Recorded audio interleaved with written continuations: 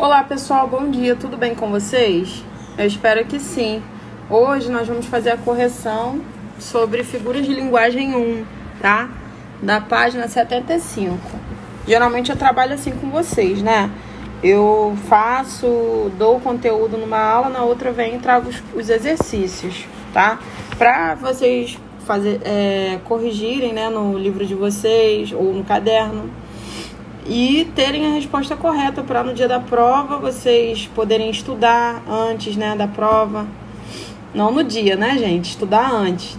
Vocês devem estudar antes da prova. Estudem antes da prova, pesquisem, tá bom? Então eu trago os exercícios aqui e a correção para facilitar vocês, tanto na prova quanto no teste. A primeira pergunta da página 74... diz assim: nos enunciados abaixo, a palavra destacada não tem sentido conotativo. Opção B. Dispensável a boa forma. O exercício físico detona músculos e ossos, se mal praticado.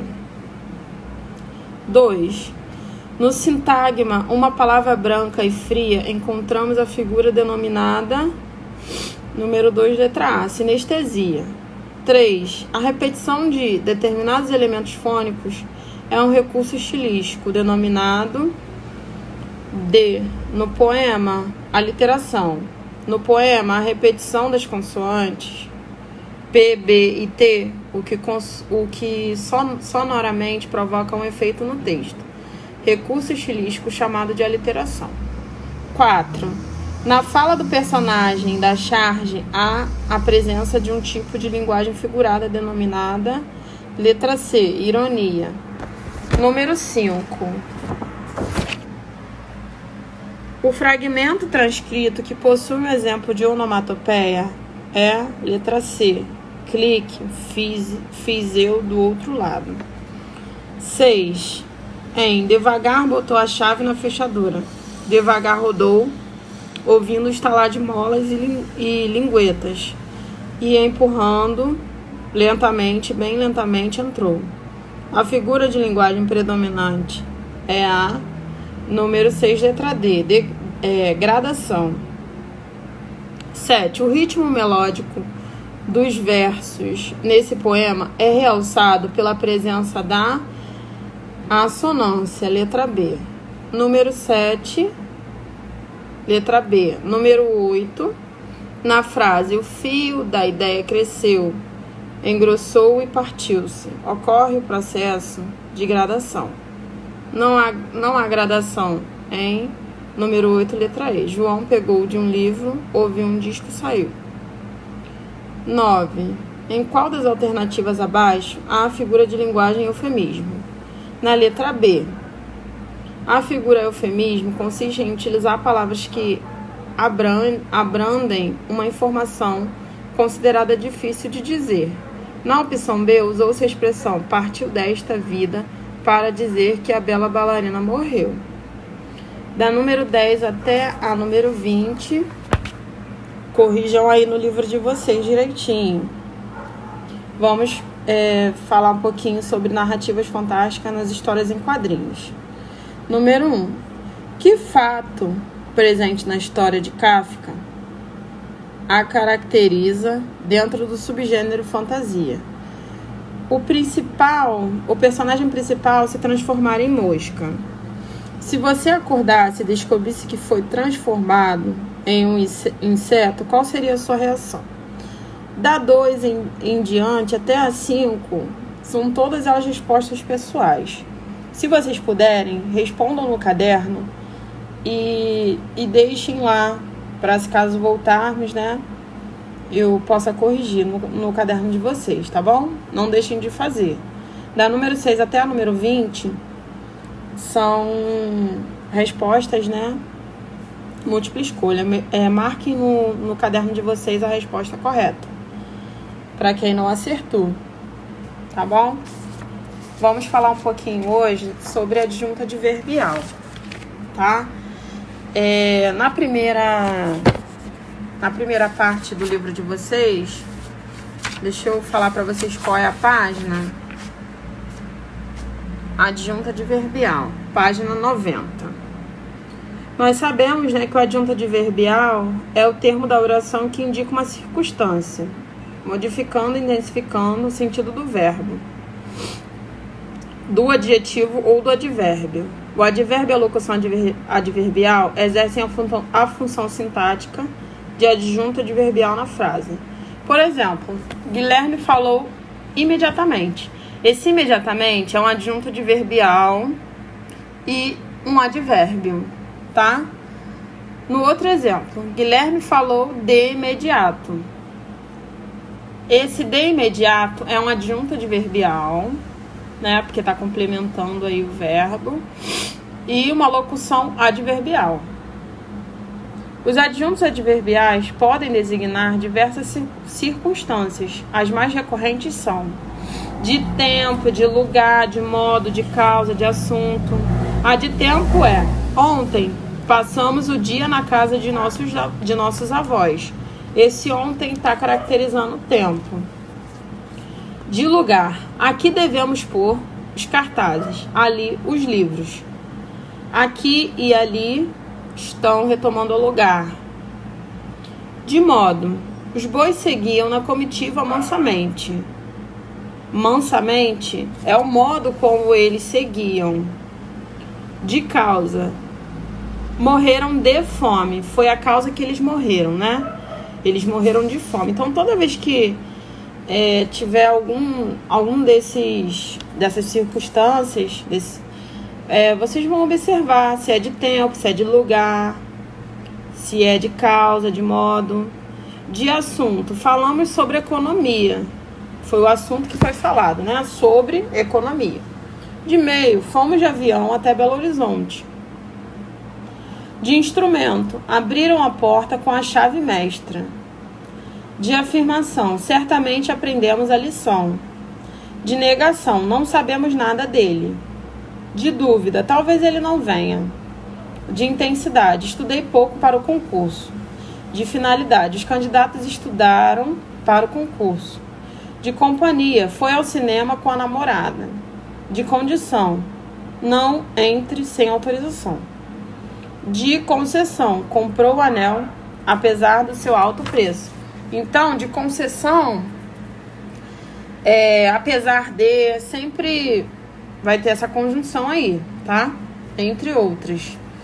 Adjunto adverbial versus adjunto adnominal. A diferença básica entre um adjunto adverbial e um adjunto adnominal é que o primeiro se relaciona a um verbo, né, o adjunto adverbial, adjetivo ou advérbio, atribuindo uma característica, né?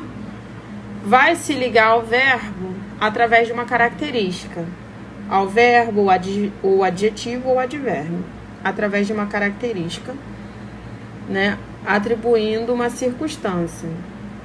Enquanto que o adjunto adnominal, ele só vai somente atribuir uma característica a um substantivo. Vamos ver esse exemplo aí. Nervos de aço. Nervos é o nosso substantivo. De aço é a nossa locução adjetiva e o nosso adjunto adnominal, tá? Porque tá ligando ao substantivo nervos. Flor da pele, a mesma coisa. Nosso substantivo é flor, né? E da pele, a nossa locução adjetiva, que é o adjetivo da flor.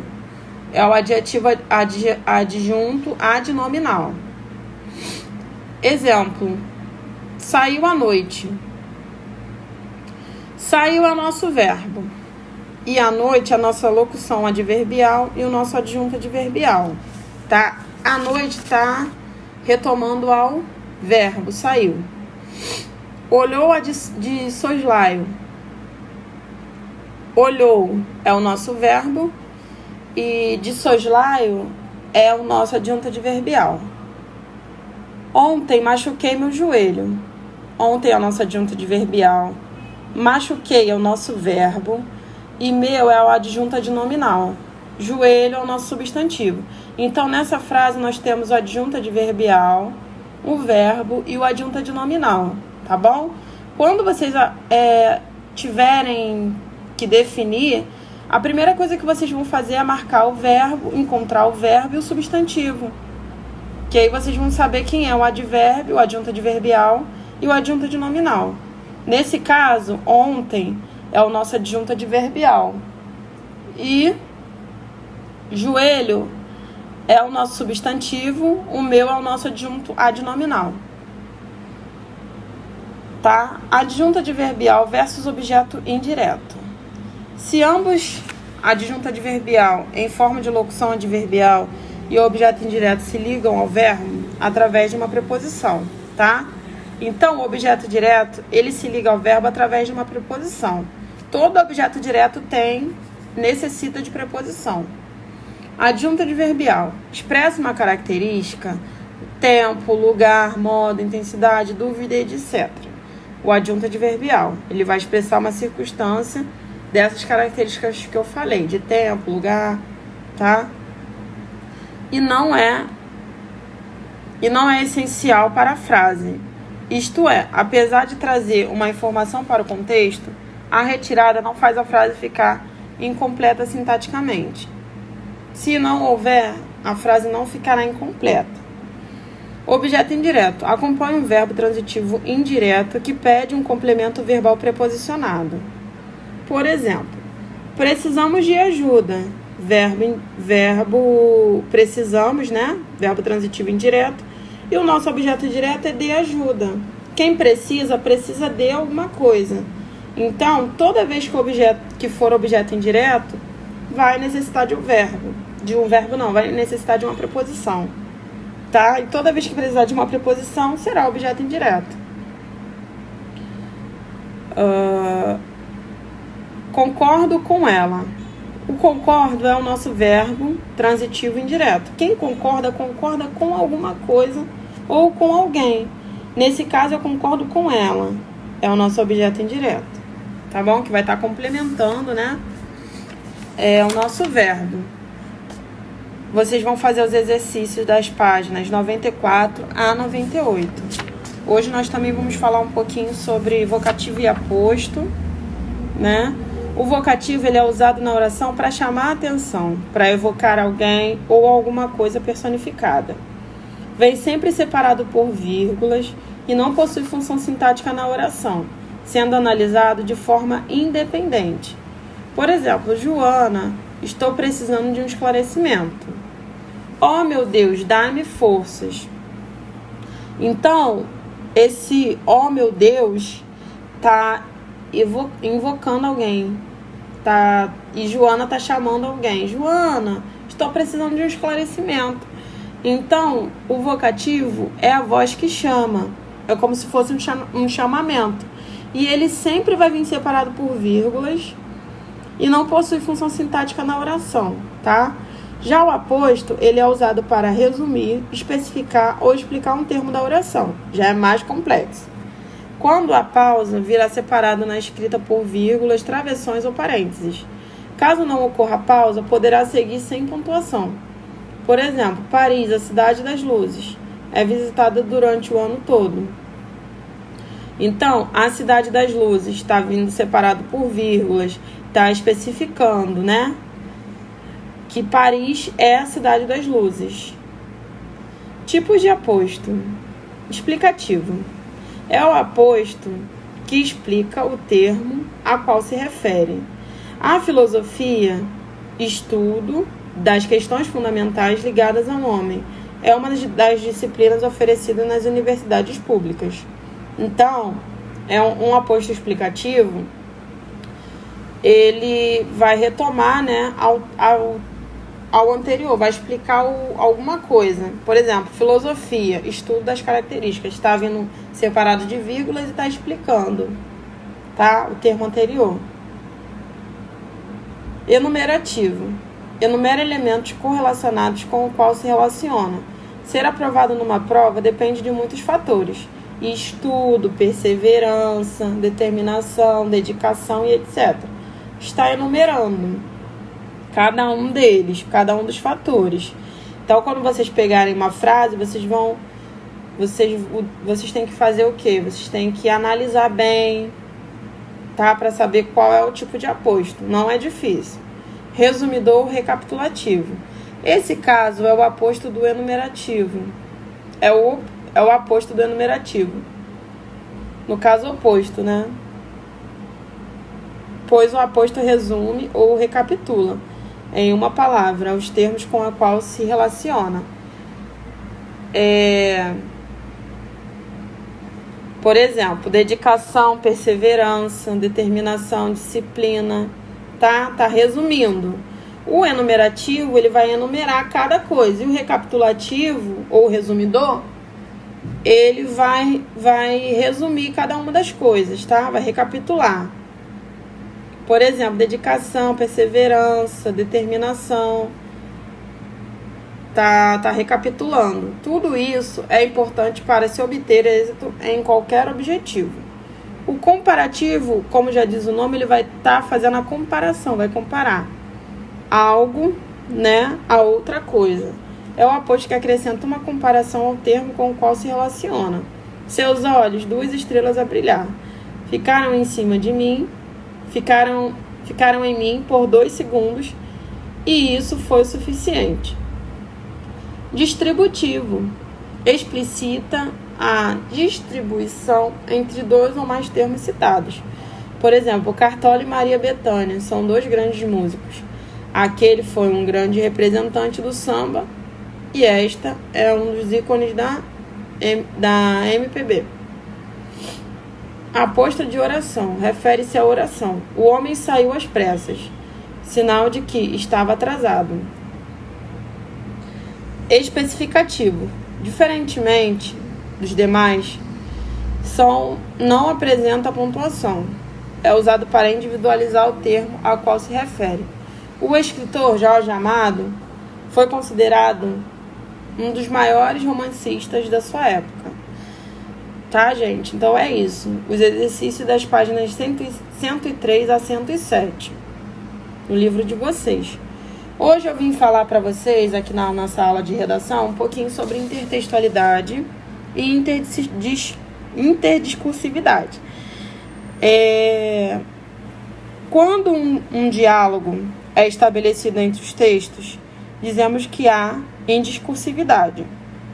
Quando, no entanto, uma parte ou todo de outro texto é retomado e inserido, tá? Então, quando uma parte ou totalmente aquele texto é retomado e inserido em uma nova escrita, nós chamamos de intertextualidade, tá?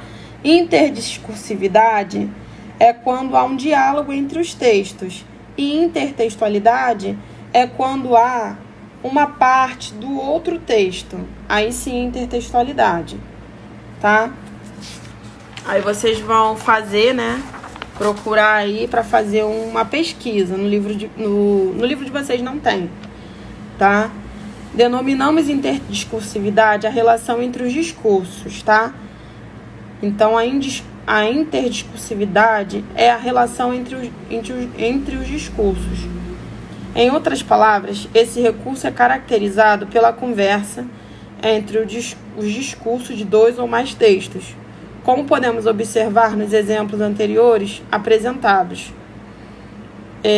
No caso, vocês não têm os exemplos porque não tem no livro de vocês. A intertextualidade, por sua vez, como já mencionado, refere-se à retomada de um texto ou parte dele em uma nova produção textual. Eu vou ler rapidinho para vocês perceberem um pouco dessa intertextualidade e interdiscursividade. O texto de Monte Castelo. Ainda que eu falasse a língua dos homens e falasse a língua dos anjos, sem amor eu nada seria. É só o amor, que conhece o que é verdade. O amor é bom, não quer o mal. Não sente inveja ou se envaidece.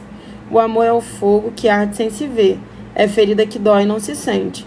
É um contentamento descontente. É dor que desatina sem doer. Vocês já devem ter ouvido falar um pouco desse texto. O texto 2. Amor é fogo que arde sem se ver. Amor é fogo que arde sem se ver. É ferida que dói e não se sente. É um contentamento descontente. É dor que desatina sem doer. É um não querer mais que bem querer. É solitário andar por entre a gente. É nunca contentar-se de contente. É cuidar que se ganha em se perder. É querer estar preso por vontade. É servir a quem vence, o vencedor. É ter com quem nos mata lealdade. Mas como causar pode ser o favor. Nos corações humanos, a amizade.